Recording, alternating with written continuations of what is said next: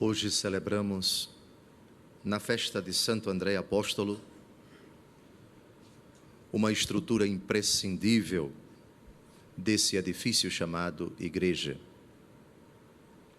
Celebramos o fundamento da igreja. Os apóstolos são os fundamentos da igreja. Todavia, é preciso antes citar a primeira carta de São Paulo aos Coríntios, capítulo 3, versículo 11.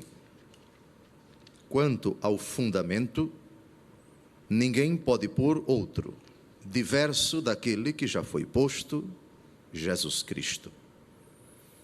O texto é contundente. Não há outro fundamento na igreja, Jesus Cristo. Se é assim, por que o Senhor Dom José acabou de dizer que hoje nós celebramos os fundamentos da igreja, se Jesus é o único fundamento? É preciso citar um outro texto, também do apóstolo Paulo, na carta aos Efésios, capítulo 2, versículos de 19 a 20.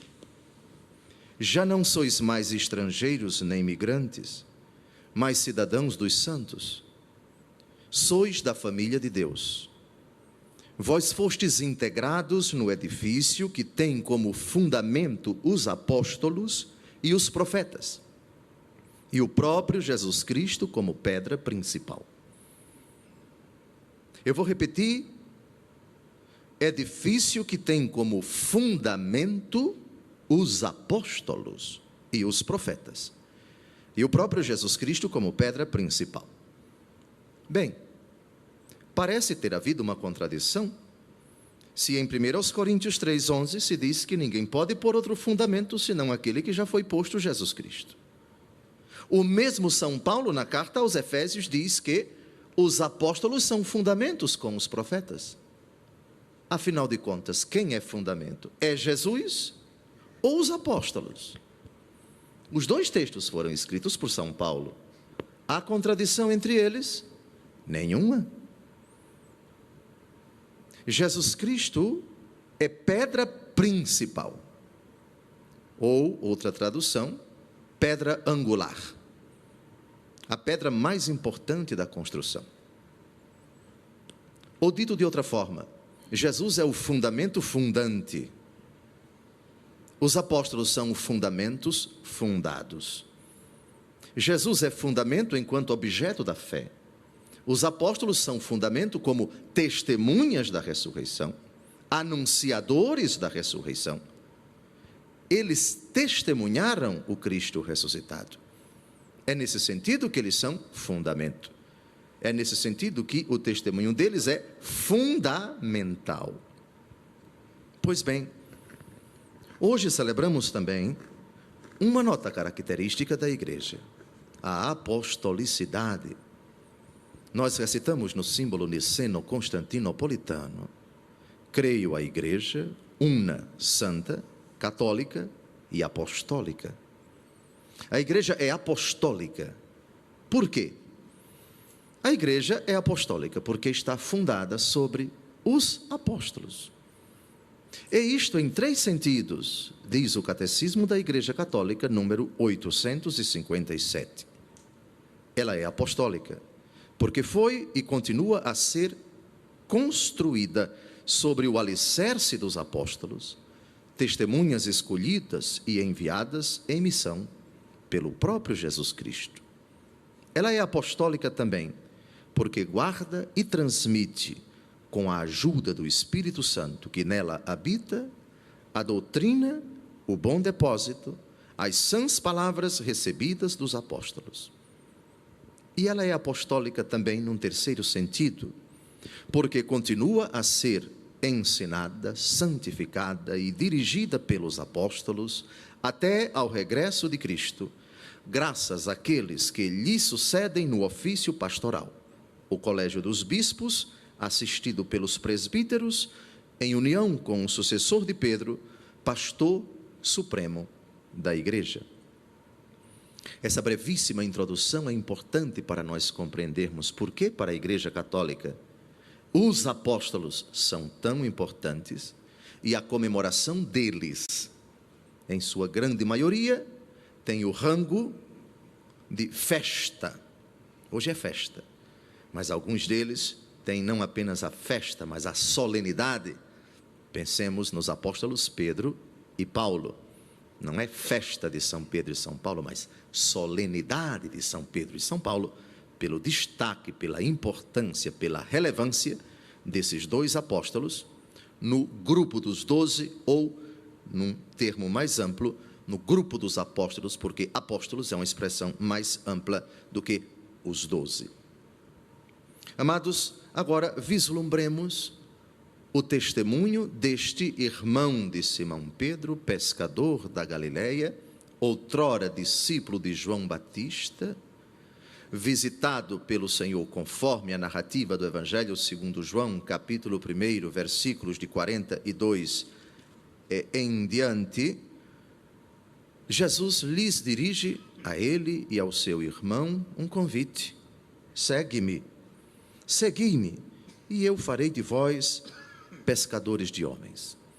O chamado é curto, é direto, sem delongas, da mesma forma que o Senhor, quando vem ao encontro de cada homem, por meio da igreja ordinariamente, lançar-lhe um convite doce e terno para deixar as redes e seguir o Senhor. Jesus só faz uma promessa: eu farei de vocês pescadores de homens. Agora a vida de vocês vai mudar completamente, radicalmente.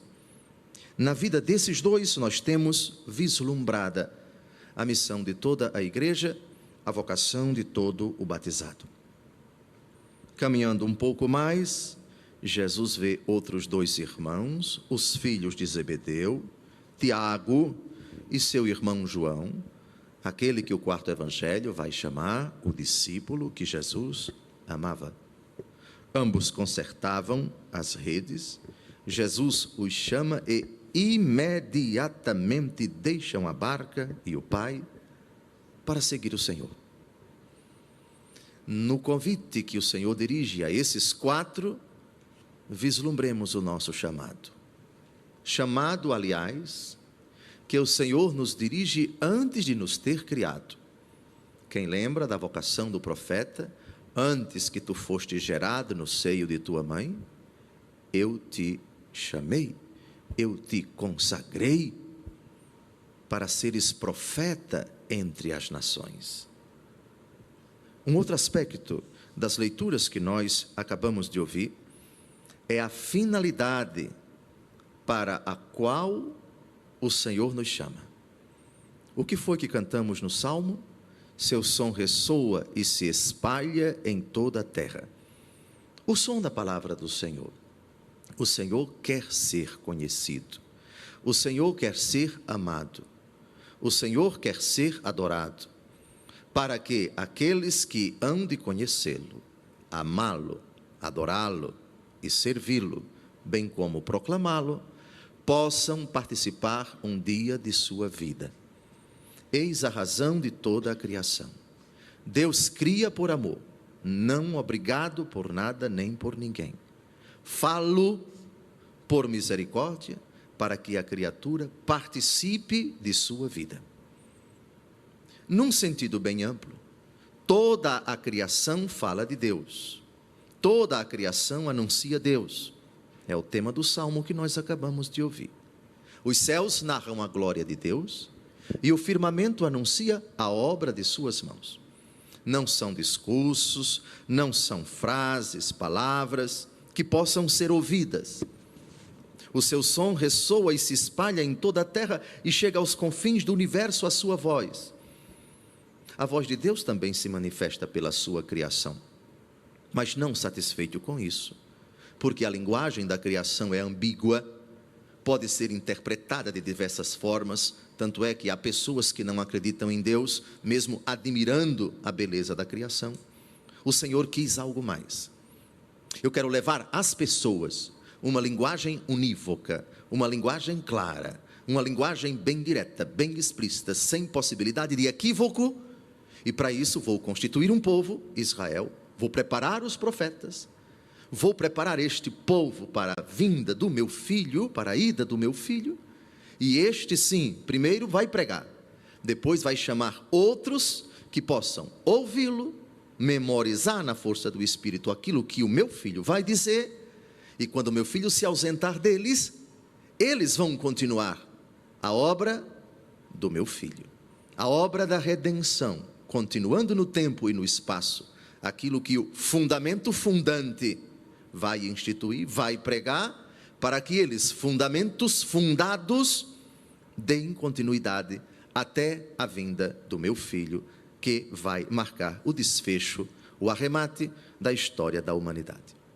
Daí a necessidade agora, com a vinda de Cristo, que pregou com os lábios, que não apenas a criação, que tem uma linguagem em si muito bonita, mas ambígua, seja acrescida de uma força poderosa, é o tema da segunda leitura de hoje. Se com vossa boca confessardes Jesus como Senhor, e em vosso coração crerdes que Deus o ressuscitou dos mortos, sereis salvos. Porque é crendo de coração que se obtém a justiça, e é confessando a fé com a boca que se consegue a salvação. E para não deixar margem de dúvida, que deixa, infelizmente, a linguagem da criação, é uma linguagem muda, solene, é verdade, mas muda, aquele que nele crê não será confundido. Mas pode alguém crer em Deus, no Deus revelado, somente contemplando a criação? Não. Somente contemplando a criação pode-se chegar à afirmação de que Deus existe. Mas o Deus revelado, Pai, Filho e Espírito Santo, dado a nós a conhecer por nosso Senhor Jesus Cristo, somente com o anúncio com a boca. E André, com os demais apóstolos, iniciaram isto após Pentecostes. Primeiro Pedro, Atos capítulo 2, e depois os demais. Narra-se que Santo André morreu na Acaia, uma das províncias romanas bem distante de Jerusalém. Por isso os paramentos de hoje são vermelhos, evocando o sangue deste e de tantos outros apóstolos, irmãos e irmãs da primeira hora, que sucumbiram, caíram, triunfando, é verdade, por causa do anúncio do Evangelho.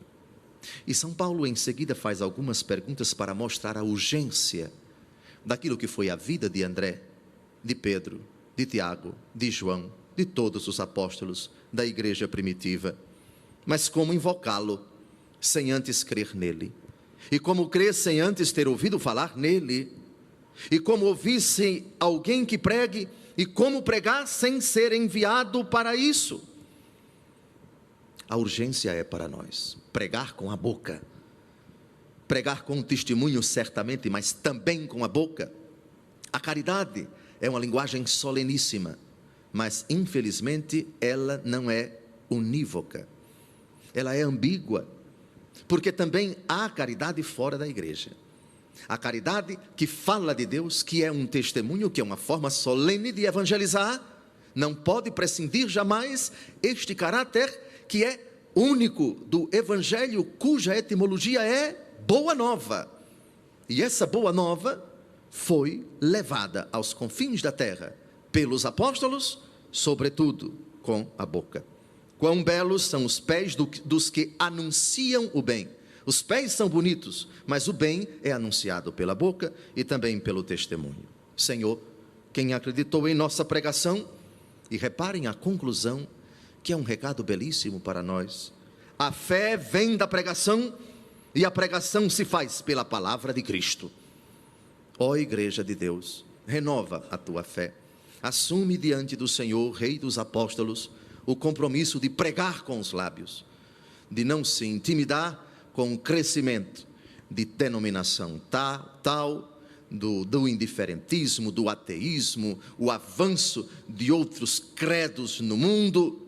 Prega Jesus, como fizeram os apóstolos, como fez André, certamente que ouviram, pois a voz deles se espalhou por toda a terra e suas palavras chegaram aos confins do mundo. Desejo, amados, que nesse dia tão importante para a igreja, voltemo-nos para Cristo, rodeado dos seus apóstolos. São Paulo, na 1 Timóteo, diz que a igreja é coluna e sustentáculo da verdade. Reparem que bonito. Coluna é uma parte do edifício que sustenta a laje, sustenta o mezanino, sustenta o edifício todo. As colunas são imprescindíveis para juntar, por assim dizer, a alvenaria, o cimento, enfim, e dar robustez, e dar segurança, e dar firmeza à estrutura. Esta é a Santa Igreja Católica, a igreja de 2000 anos, a igreja da fé apostólica, a igreja de Pedro e de André, de Tiago e de João, de Bartolomeu e de Mateus, dos demais apóstolos, a igreja da primeira hora, a igreja cuja fé não muda, fé que nós temos a honra, o orgulho e a responsabilidade de professar e fazer com que ela nasça, se consolide, cresça e se aperfeiçoe no coração daqueles que Deus coloca na nossa vida, nossos entes queridos, nossos amigos. O desejo de evangelizar vem acrescido na solenidade de hoje, com a necessidade de pregar.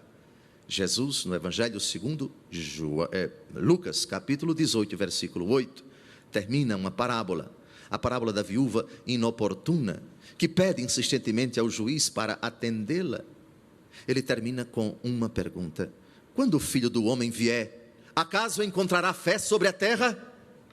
Que coisa impressionante, um recado para cada um de nós. Quando eu vier, vocês ainda vão acreditar em mim?